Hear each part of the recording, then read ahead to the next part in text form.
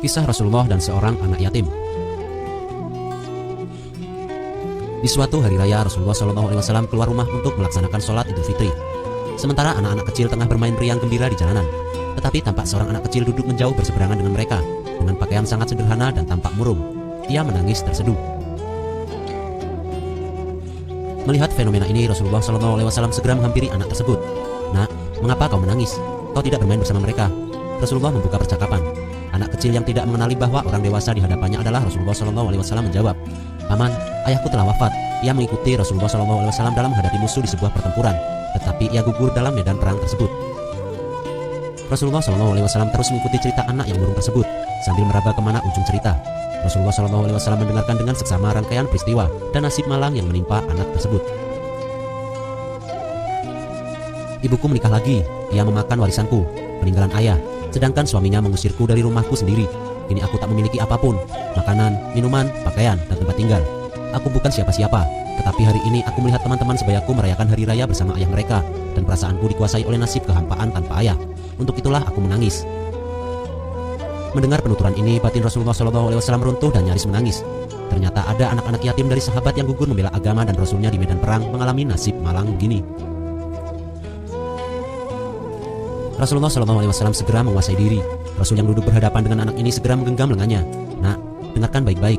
Apakah kau sudi bila aku menjadi ayah, Aisyah menjadi ibu, Ali sebagai paman, Hasan dan Husain sebagai saudara, dan Fatimah sebagai saudarimu?"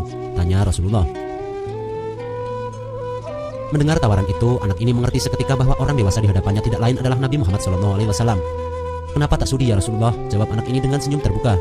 Rasulullah SAW kemudian membawa anak angkatnya pulang ke rumah. Di sana anak ini diberikan pakaian terbaik. Ia dipersilahkan makan hingga kenyang. Penampilannya diperhatikan, lalu diberikan wangi-wangian. Setelah beres semuanya, ia pun keluar dari rumah Rasulullah dengan senyum dan wajah bahagia. Melihat perubahan drastis pada anak ini, para sahabatnya pun bertanya, "Sebelum ini kau menangis, tetapi kini kau tampak sangat gembira."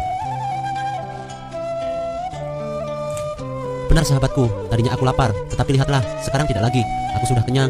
Dulunya aku memang tidak berpakaian, tetapi kini lihatlah, sekarang aku mengenakan pakaian bagus. Dulu memang aku ini yatim, tapi sekarang aku memiliki keluarga yang sangat perhatian. Rasulku, Hasan dan Husain saudaraku, Ali pamanku, dan Fatimah adalah saudariku. Apakah aku tidak bahagia?" Mendengar sahabatnya, mereka tampak menginginkan nasib serupa. "Aduh, cobalah ayah kita juga gugur pada peperangan itu, sehingga kita juga diangkat sebagai anak oleh Rasulullah SAW. Waktu terus berjalan, usia semakin bertambah. Kebahagiaan anak ini pun lenyap ketika selang beberapa tahun. Setelah itu Rasulullah SAW wafat. Meratapi kepergian ayah angkat paling mulia ini, ia keluar rumah seraya menaburkan debu di atas kepalanya. "Celaka, sungguh celaka. Kini aku kembali terasing. Aku bukan siapa-siapa lagi. Aku kini menjadi yatim, sepi," katanya terisak. Sayyidina Abu Bakar As-Siddiq yang menyaksikan anak ini segera memeluknya. Sayyidina Abu Bakar kemudian mengambil alih pengasuhannya. Wallahu a'lam.